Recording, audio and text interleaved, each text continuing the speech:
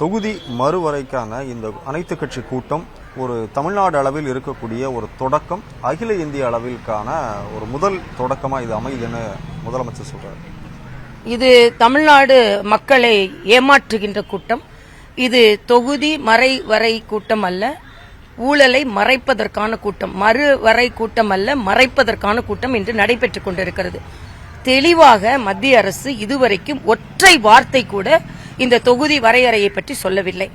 அது மட்டுமல்ல, நீங்கள் இப்படி பொய்யை பரப்பிக் கொண்டிருக்கிறீர்கள் என்ற காரணத்திற்காக மரியாதைக்குரிய அமித்ஷா அவர்கள் நம் மண்ணில், நம் தமிழக மண்ணில் கோயம்புத்தூரில் வந்து தொகுதி மறைவரையில் தமிழ்நாடு எந்த விதத்திலும் பாதிக்கப்படாது என்பதையும் சொல்லிவிட்டார்கள்.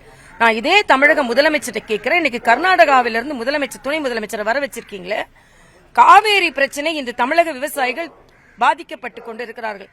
மேகதாதுவில் அணை கட்டுவோம் என்று சொல்லிக் கொண்டிருக்கிறார்கள். என்றாவது ஒரு நாள் தமிழக விவசாயிகளுக்காக அவர்களை கூப்பிட்டு கூட்டம் கூட்டினீங்களா? இல்ல.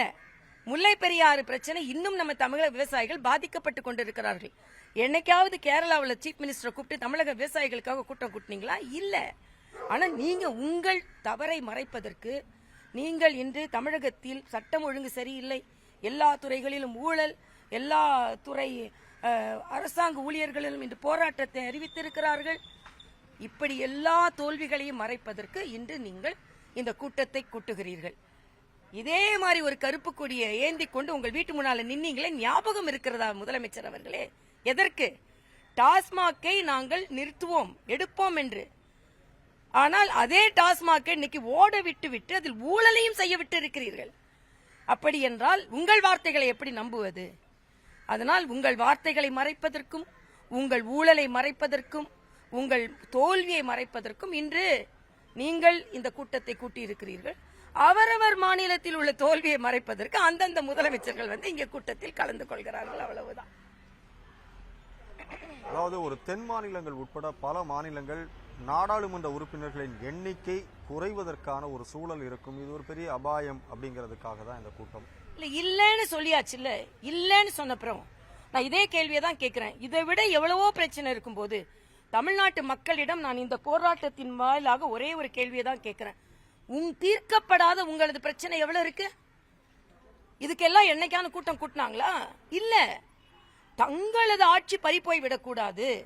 இப்ப உள்ள ஆட்சியோட அதிகாரத்தை வச்சு நம்ம மக்கள்கிட்ட போனா ஓட்டு போட மாட்டாங்க.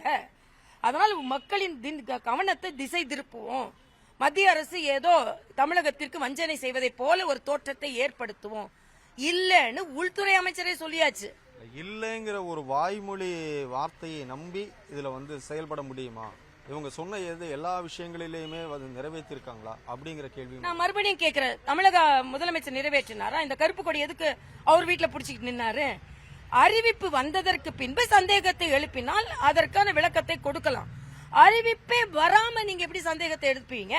அறிவிப்பே வராம கூட நீங்க சந்தேகப்படுறீங்கன்றதுக்காக அதற்காக உள்துறை அமைச்சர் அமித்ஷா அவர்கள் அதற்கான காரணத்தையும் சொல்லிட்டாங்க. தமிழக மக்கள் பாதிக்கப்பட மாட்டார்கள்னு. நான் இதே திருப்பியும் கேட்கிறேன். தமிழ்நாட்டில் எவ்வளவோ பிரச்சனை இருக்குது, எல்லாத்தையும் தீர்த்துட்டீங்களா? இன்னைக்கு தமிழக மக்கள் வஞ்சிக்கப்படுகிறார்கள் என்றால் திராவிட முன்னேற்ற கழக ஆட்சினால் தான் வஞ்சிக்கப்படுகிறார்கள். தொகுதி வரையறையினால வஞ்சிக்கப்படல. அவங்க வந்து இந்த மறைப்பதற்காக ஒரு நாடக கூட்டம் தான் இன்று நடந்து கொண்டிருக்கிறது. தினம் ஒரு ஷூட்டிங் நடத்தினாரு முதலமைச்சர். இன்னைக்கு எல்லா அவருக்கு வேண்டியவங்களை கூப்பிட்டு ஒரு ஷூட்டிங் நடத்துறாங்க. அவ்வளவுதான். இது ஒரு படப்பிடிப்பு நடைபெற்றுக் கொண்டிருக்கிறது. தினம் தனித்தனியா பேசி அவருக்கு போர் அடிச்சு போச்சு. டெய்லி ஒரு வீடியோ போட்டாரு. சரி, எல்லாரையும் கூட்டு ஒரு வீடியோ போடுவோம்னு போட்டுக்கிட்டு இருக்காங்க. அவ்வளவுதான். இதுல பெரிய விஷயம் ஒன்றும் இல்லை. அதாவது மத்திய அரசு கொண்டு வரக்கூடிய திட்டங்கள் இல்ல எடுக்கக்கூடிய முடிவுகள் எல்லாமே சரி, தமிழ்நாடு அரசு எடுக்கக்கூடிய எல்லா முடிவுகளுமே தவறு அப்படிங்கிற எண்ணத்தோட தான் இருக்கீங்களா? அப்படி சொல்லவே இல்லையே.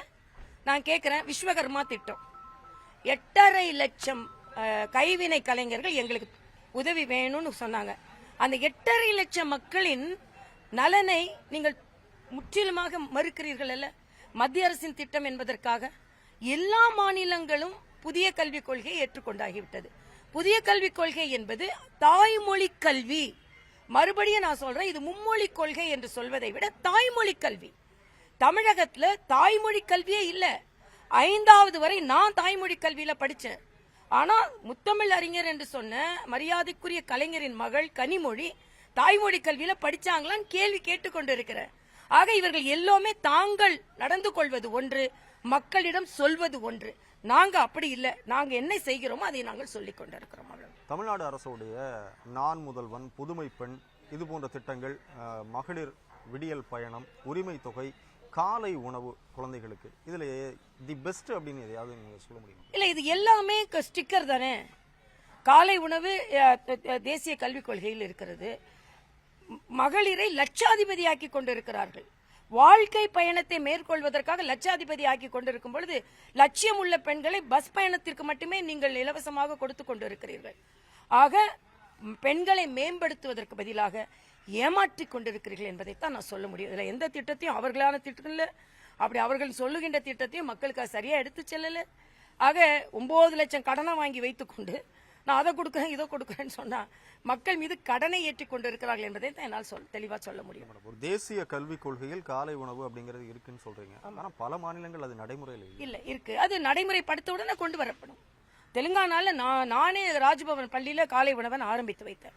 அதனால நான் என்ன கேட்கிறேன், மதிய உணவு அப்போ நீங்க உணவு கொடுக்கறீங்க. இன்னைக்கு காலை உணவுனால பெண்கள் குழந்தைகள் அதிகம் படுக்கிறாங்க. அந்த காலத்துல காமராஜர் மதிய உணவு கொடுத்தாரு. எம்ஜிஆர் அவர்கள் அங்கன்வாடி குழந்தைங்களுக்கு கூட உணவு கொடுத்தாரு. காலையில சத்துணவு கூடங்களை அமைத்தாரு. அதோட கண்டினியூஷன் தானே நீங்க செய்றீங்க. இது புது திட்டம் ஒன்றும் இல்லையே. இந்த அனைத்து கட்சி கூட்டம் அப்படிங்கிறது ஏதாவது ஒரு அதிர்வை ஏற்படுத்துமா? ஒரு மாற்றம் இல்ல ஒரு சிறு தொடக்கமா அதிர்வை ஏற்படுத்தும். திமுகவில் அதிர்வை ஏற்படுத்தும். திராவிட முன்னேற்ற கழகம் அதிர்வை சந்திக்க போகிறார்கள், அதிர்ச்சியையும் சந்திக்க போகிறார்கள். தமிழக மக்கள் நன்றாக உணர்ந்திருக்கிறார்கள். நம்ம பிரச்சனையை விட்டுட்டு இல்லாத பிரச்சனைக்கு ஒரு கூட்டம் கூட்டுறாங்க. அதனால அதிர்வை திமுக எதிர்கொள்ளும். 2026 அதிர்ச்சியை எதிர்கொள்வார்கள்.